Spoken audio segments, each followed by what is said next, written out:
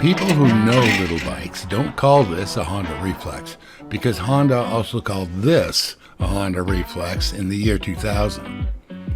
What this is the worst street bike I've ever ridden, combined with possibly the worst trials bike ever made. Welcome to the tiny torture tractor, Honda's 1986-87 TRL200.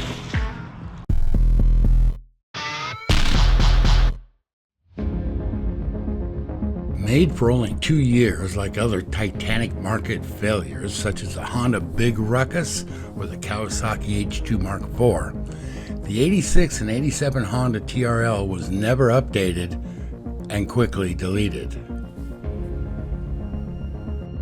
It's rocking a solid little thumper motor that's kickstart only with no retrofit short of a motor swap. Budget in a set of real off-road boots so you can kickstart it.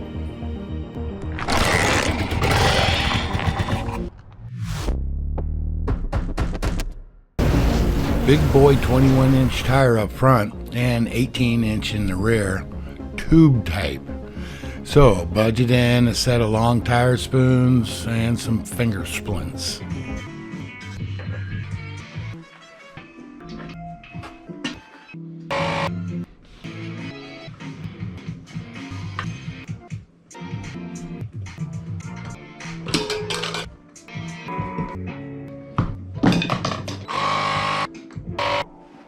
The motor is 195cc 4-stroke carbureted kickstart mated with a 6-speed twin shock chain drive motorcycle enduro trials motorcycle. Not a trail bike, a trials bike.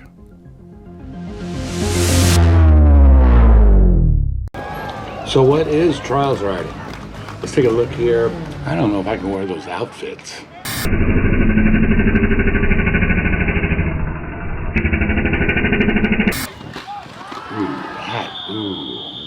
That's gonna be hard to learn. Is the yeet. Yeet. Yeet. Yeet. Wow. Yeet. Yeah. It looks hard. It looks very hard.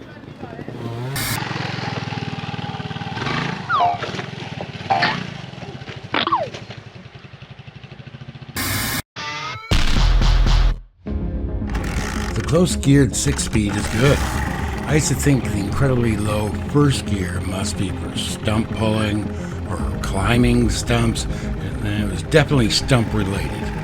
As we saw, yeeting the bike from place to place is what first gear is for. On the street, where no yeeting happens, I start out in second gear. I've got the factory gearing with an old-timey chain and sprocket setup. Easily changed next chain replacement, but I like the gearing. It's good and correct for the horsepower. 13 teeth in the front and 44 in the rear, like God and designer Yoshi decreed back in the ancient times. I don't know how many horsepower this 40-year-old 200cc 4-stroke makes. 8, 14, 1.6, I don't know, and I really don't care. It has some horsepower. It has barely enough, but it's enough. But the torque is amazing and plenty, and just a beautiful thing. It pulls from below idle up to rattle redline. The torque delivery for dirt riding just makes this thing bike. Suspension, yeah, it's got some old school twin shocks that get you in special categories of events. It automatically lowers 1.5 inches when I get on it. I don't know, suspension seemed fine. 198 pounds American. For scale, I'm a 198 pound American. And I'm just too fucking old and too big for this tiny bike. Stop the video. I'm sorry, I've sold it. It's gone. That's my ex. I've got a new girl now. So let's wrap up this video. The question you got, should I buy one? Well, absolutely yes, except, is it a good investment? Absolutely yes, period. It's very rare, 3,000 of them. were imported into North America, so you're going to pay a lot to get a hold of one of these. I've seen as low as $750 for a frame with a motor sitting next to it, up to bring a trailer of $5,000. Holy crap, this thing is going to survive the apocalypse. You know, I love the bike, I hate the bike. So here's the caveat. If you're tall, no, don't buy this bike. If you are short or have someone around you that is diminutive, and I mean 5 foot to 5'4" is probably the sweet spot for this bike, where they just get on and go, gosh, this bike just fits me. The other caveat is it's kickstart only. So the worst street bike I've ever ridden, yep, that's it.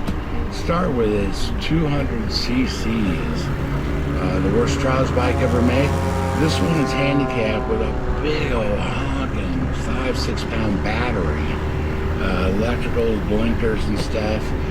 Weight is everything for trials bikes, and gosh, you know, it's 198 pounds, incredibly light motorcycle.